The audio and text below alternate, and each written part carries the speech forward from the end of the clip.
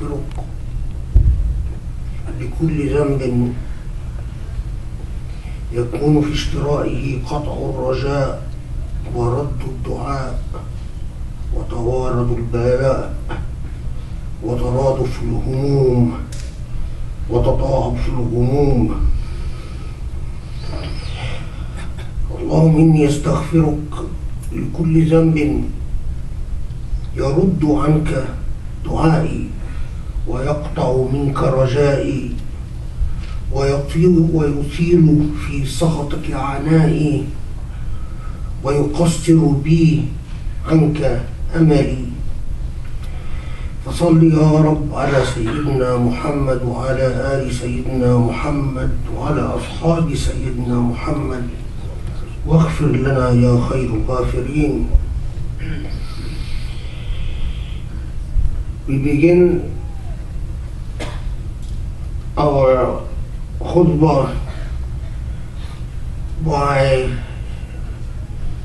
a plea of dhikr,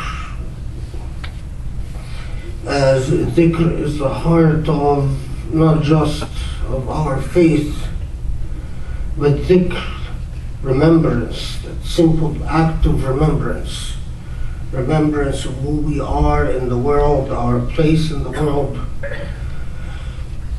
remembrance of the place of the Creator of the world, remembrance of the intricate mizan, balance by which this world is held, by a simple remembrance, for a dhikr, in which we recognize and acknowledge the reality that much of the lack of good, much of the lack of blessings that we reap are the direct results of our own actions. I'm not going to translate the words literally, but basically what I said is, Allah, I ask or I plead with you for your forgiveness from every offense, infraction. In it, the commission of has severed any possible hope that, or any possibility of goodness that might have grown between me and you, Allah, or that has caused you not to accept my dua, or that any infraction or any unblessed behavior, the commission of which has caused, as blessings are withdrawn, for calamities and sadness and anxieties to accumulate upon my heart and my soul. And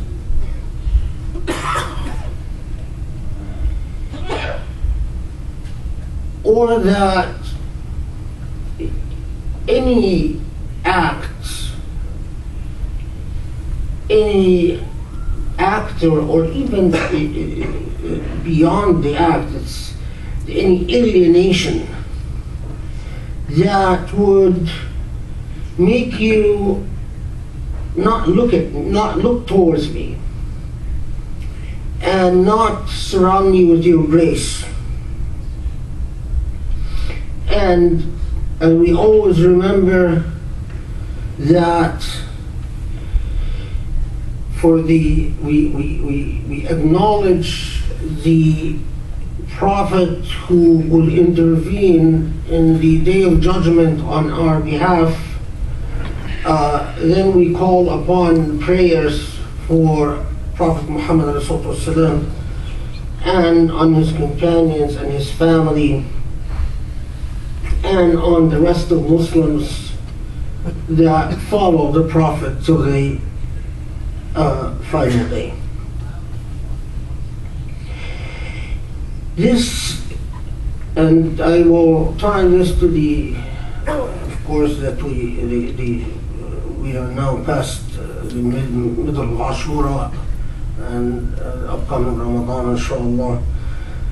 But this is an acknowledgement of a basic reality that I always pound and insist on in the way I interrogate and the way I hold myself accountable, as well as in the way I explain or attempt to communicate to people how I see our world. The greatest gift in the world is the existence of barakah, and that blessed state of grace in which Allah blesses and allows the beauty of Allah's light to grace whatever you do. Don't be fooled into thinking that anything in history and science and nature and whatever it is moves beyond the grace of God. In fact, the earth itself, any slight deviation in the intricate balances that maintain our survival exists but for the grace of Allah. And any slight deviation, things would be quite different. Human beings are very much like the rest of creation. There was the state of grace is withdrawn never because of your status in birth, never because of your race or your gender or your class or your whatever it is only obstructed and only denied you by your own actions. And it has concrete results and concrete feelings. Not necessarily material, but concrete.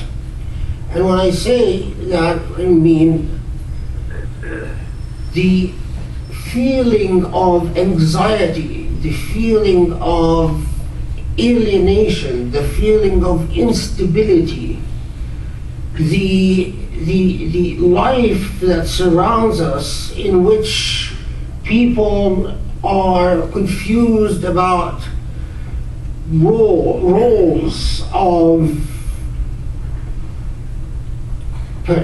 parental roles, the roles of children, of parents or siblings, or the awlad generally, whether they're children or grown, those that have been born of parents. The gender roles, the roles of men and women, the roles of teacher and the taught, the role of the learned versus the student, the role of the specialist and in what specialty, all the balance of this state of enlightenment that allows a person to understand and stabilize and make sense of their world when it is challenged, when it is shaken as if in an earthquake. The Quran even describes it as a state of zalzala. What it leaves is this sense of alienation and uprootedness and state of anxiety, lack of safety, lack of security. Even it leaves that state in which a person starts becoming confused about what they thought were pillars of their existence and the very foundations of who they are as a human being. And they start to even question what Allah has put through Allah's grace into their very intuition, into their fitrah. All of that is a worse state of trial, and that's why we say trials and tribulations. And when we talk about tests and imtihan, or it is but a form of the withdrawal of the grace of sakina, of peace, and sakina of salam, and the serenity, that great gift in which, as has been reported in the Hadith of Qudsi, Allah says, إِنِّي أُحِبُّكُمْ فَحَقِّي عَلَيْكُمْ أَن تُحِبُّونِي, that I love you and I have a right that you love me. Well, that is the ultimate state of balance, and the ultimate state of grace is when your relationship with Allah is a relationship of love, where you truly love Allah and Allah loves you back. And not loves you because Allah, you carry the burdens of a sin on your shoulders, and astaghfirullah, Allah has decided to flagellate and penalize himself for your sake. No, this is a genuine and sincere love that arises from the nature of relationship that you've built. And therefore, in the hadith reported from Rasulullah, اذكر الله تجده تجاهك. The remembrance of Allah turns Allah's gaze to you and brings you closer to Allah until Allah becomes the very light of your eyes and the very movement of your hands.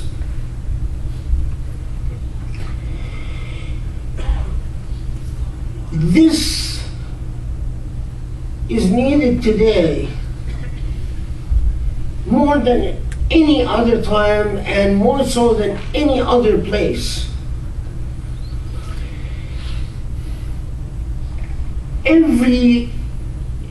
I don't say every week, I will say every day, I receive emails or people talk to me or to ask me about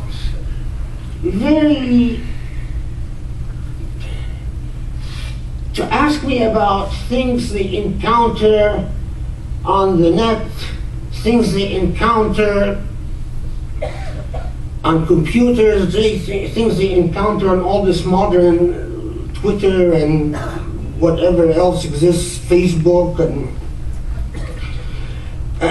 television stations. There are more channels today than, Allah yarham, the days where when I was growing up, there was 2 television channels, and one ended at midnight and the other closed at 8 o'clock. Now there are more television channels and the supply of information, the supply of data has become easy, and there is no time in history in which data, the availability of data, has become cheaper and more accessible. You can take whole books and load them on a computer with the press of the button, you have hundreds of thousands of ahadith available to you, and the discourses of the most sophisticated mind in Islamic history to the simplest mind in Islamic history. And the availability of data does not mean the availability of knowledge. So at the time that ma'lumat, data, has increased tremendously, the availability of knowledge, of ilm, has proportionately decreased and plummeted. Because the state of imbalance allows those who are feeling the uprootedness and the alienation and the anxiety and the confusion of the ages, those who do not have a serene and solid relationship of love with their Maker, where their Maker fills their heart, that they need not play any other role that would give them a sense of worthiness, because their worthiness comes from this fundamental relationship with Allah and nothing else.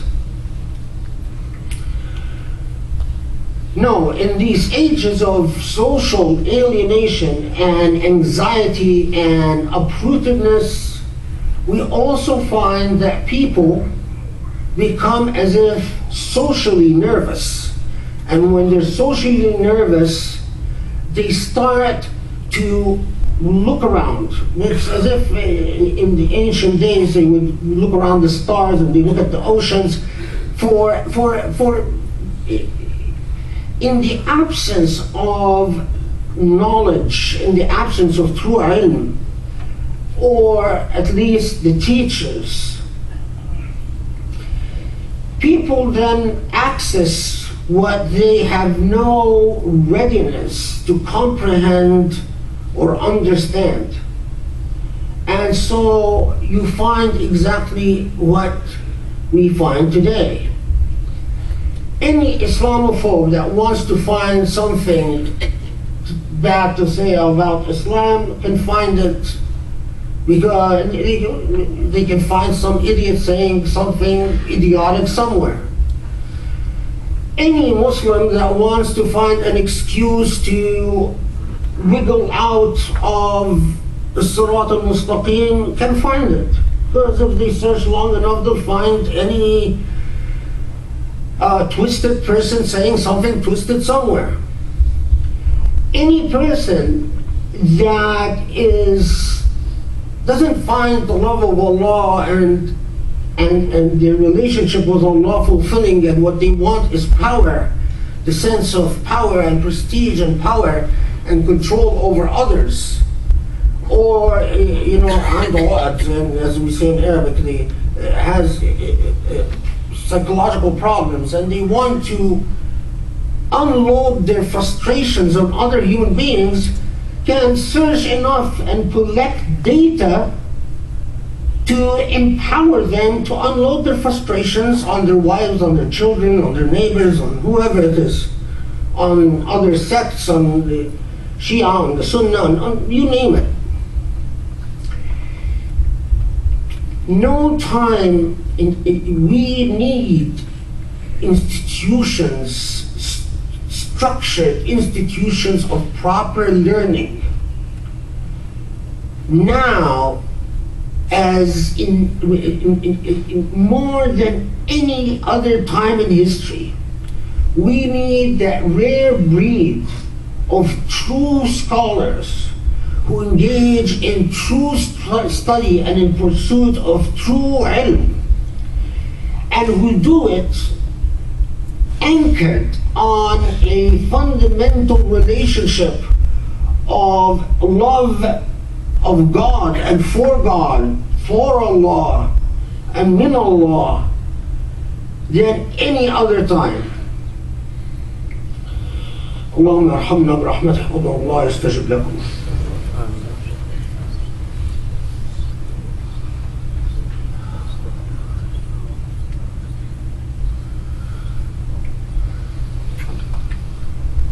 بسم الله الرحمن الرحيم والحمد لله رب العالمين والصلاة والسلام على محمد خاتم النبيين وعلى آله وأصحابه الطيبين.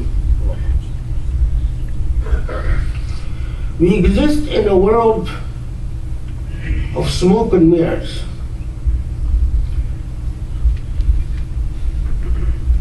You know, the hadith among the Arba'in Nawawiyya, the ones that were included by Imam al-Nawawi as among the 40 hadiths, when a man approaches the Prophet and say, tell me the word of wisdom that I can live with for the rest of my life. And he said, the Prophet ﷺ said, U'min or Qul Amant, and in some versions, Amin mean believe, thumma istaqim, and then be straightforward. Then go. Thumma istaqim is even, it's as if I tell someone, believe and then act in a righteous fashion. Look at the simplicity of, and the necessary simplicity and the necessary transparency of the statement. If I tell someone, Summa istaqim, as if I am challenging this person to be honest with themselves and entirely transparent with themselves. If there's some twisted way they can steal their brothers or sisters' share of the inheritance, that they would have the honesty to look themselves in the mirror and say, no BS, no made up stories, no explanations about this and that. No, I know what my heart tells me is I'm doing wrong. If there's some twisted way that they can squeeze an advantage unfairly in society or from their neighbors, or if there's some twisted way in which they can obtain some enjoyment that it leaves other enjoyment in life, whether this enjoyment is financial, sexual, whatever it is, that leaves other human beings to pick up the tab of suffering, and leaves other human beings disadvantaged. That word, thumma istaqim, it's as if it's a sword standing there decisively against all of these not straightforward behaviors that our fitra, our intuition, our iman, when we see a proper, you want to know what this word istaqim, if you want to be entirely truthful with yourself, imagine a religious leader who you would admire and follow, and someone who, if you learn something about a behavior X, let's designate it behavior X, you would say, I've lost respect now. My heart is. That behavior it testifies against you, not against anyone else. Because in other words, what your heart is telling you is, if I am committing this behavior, shame on me. But most of us don't have the honesty, and most of us will find it easy to lay blame on others rather than confront ourselves with the lack of istiquaama, the deficiencies in our relationship of hubb, of love with Allah, and the insufficiency of our acts of dhikr, our acts of remembering and understanding where we are, who we are, and Allah's centrality in everything. We have passed the middle of Sha'ban, this is another subject for another Jummah, inshallah, but Ramadan is our annual opportunity for you to renew your istiqamah, to take in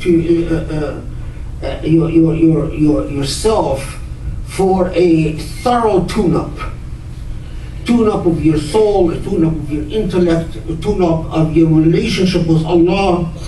Ramadan, we don't fast from food and water just to remember what happens with people that are denied nutrition and sustenance, but we do so to remember a most fundamental and basic fact, that the first source of deviation is the desire to consume and avariciousness, the desire to obtain and consume, and that to discipline this body, to submit to the soul, and to tell the soul, you are the boss, and then to tell the intellect, you are the guide, and then the body follows. Make this Ramadan a new opportunity for istiqamah, a new opportunity for istighfar, a new opportunity for dhikr, a new opportunity for isti'adat al-mizan, and other opportunities, inshallah, and a new opportunity to engage our social problems with a conscientious realization of where our main issues are and where we need to fix ourselves the most. Allahumma hdina, Allahumma zidna ilma, wa zidna nura, wa anir qulubana wa a'yunana bifadlik ya Ali ya Azim, ya Allah. Ya Rabb, انصر الإسلام وأعز المسلمين واصلح حالنا واصلح أحوال المؤمنين يا رب العالمين. اللهم بارك لنا وبارك فينا وبارك في أهلينا وفي أموالنا وبارك لنا في أمورنا كلها وفي حياتنا وموتنا وبعثنا وقم الصلاة.